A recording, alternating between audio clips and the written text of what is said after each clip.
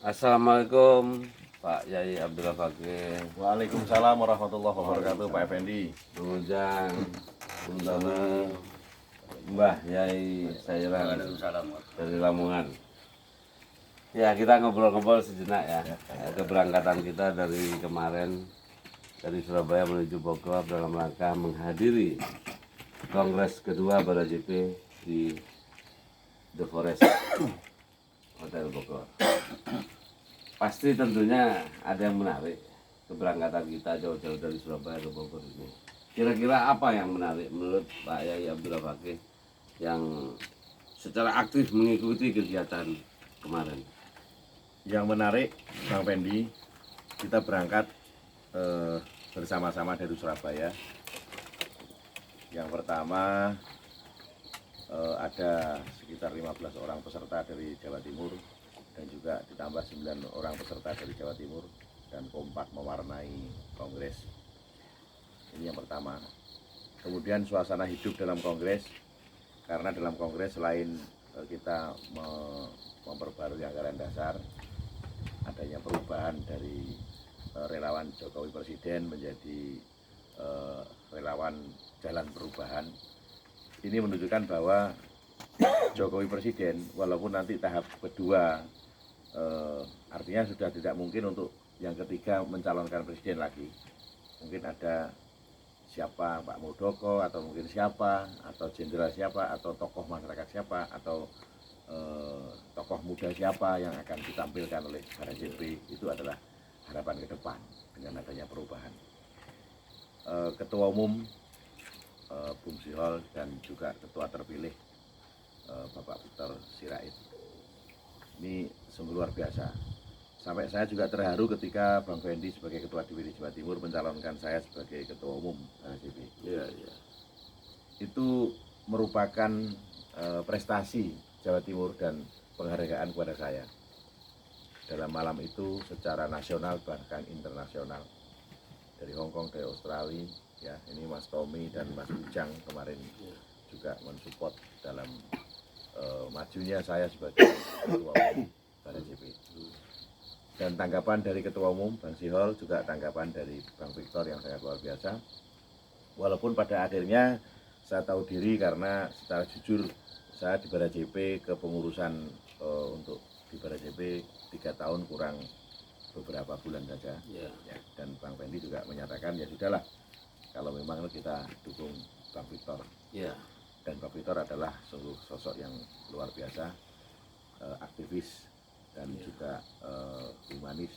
Beliau sosok yang tidak diragukan untuk ke depan. Ya. Dan saya yang dapat dipetik dari sambutan Presiden Joko Widodo apa kira-kira?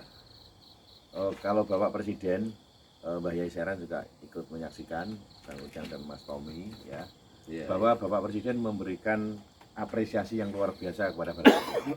Beliau mengakui bahwa BaraJP hadir sebelum siapapun mencalonkan beliau sebagai presiden, tapi BaraJP sudah ada di garda depan.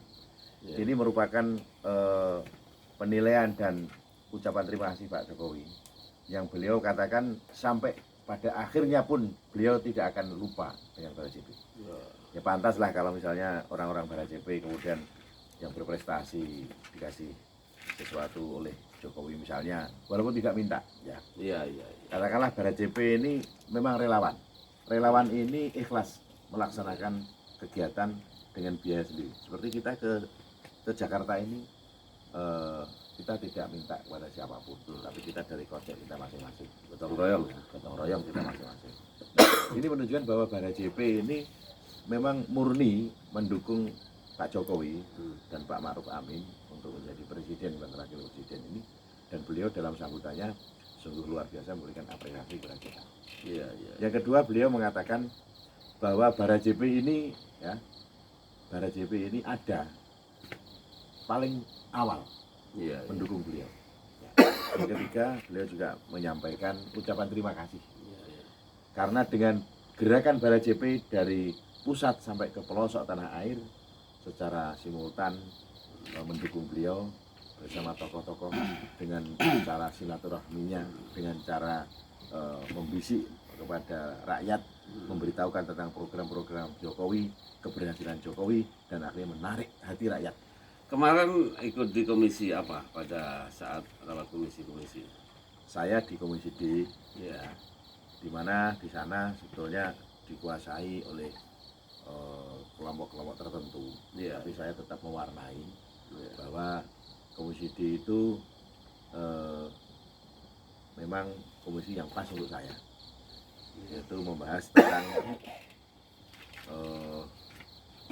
Komisi D itu kemarin membahas tentang Cara pemilihan. ya Cara pemilihan. cara pemilihan, ya tata cara dan tata tertib. Ya.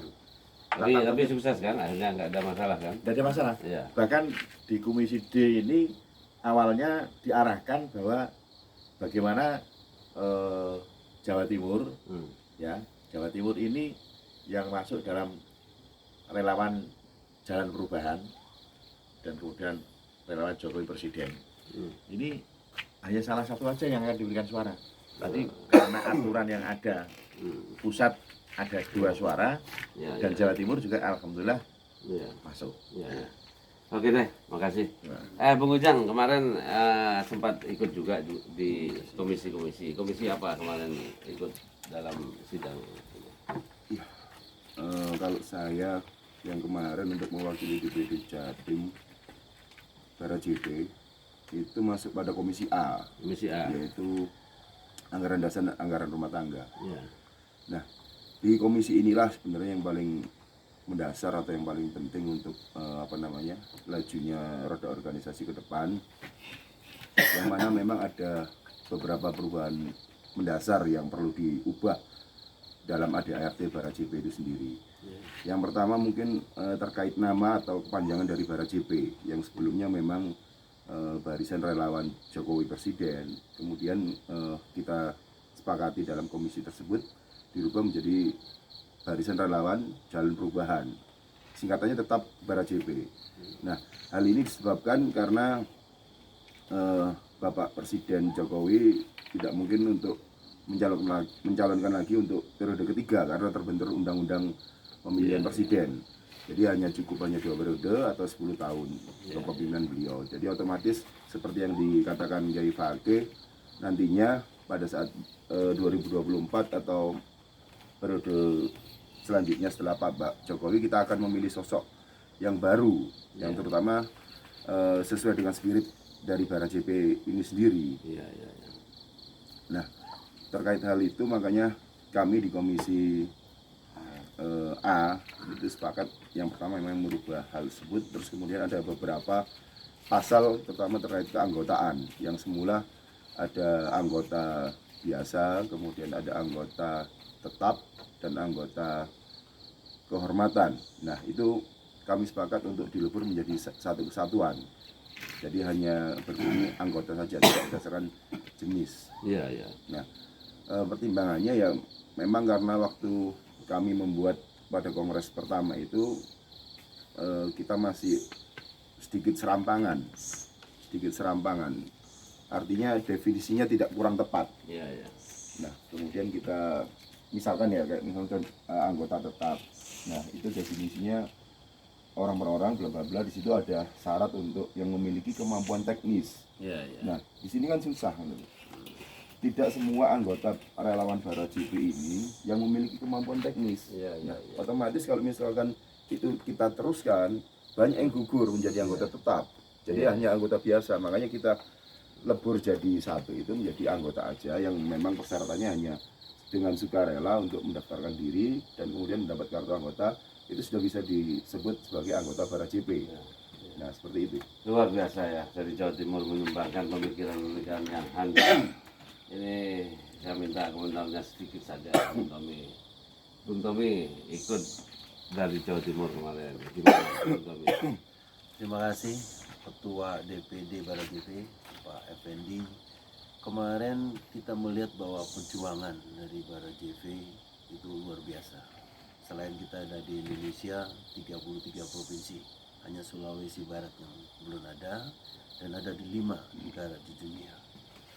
Kita lihat perjuangannya luar biasa, dan sekarang pun Barajp sudah dimodif dari yang namanya Barisan relawan ya, Jokowi Presiden ya dimodifikasi menjadi barisan relawan Jalan Perubahan, tetap namanya Bara JV.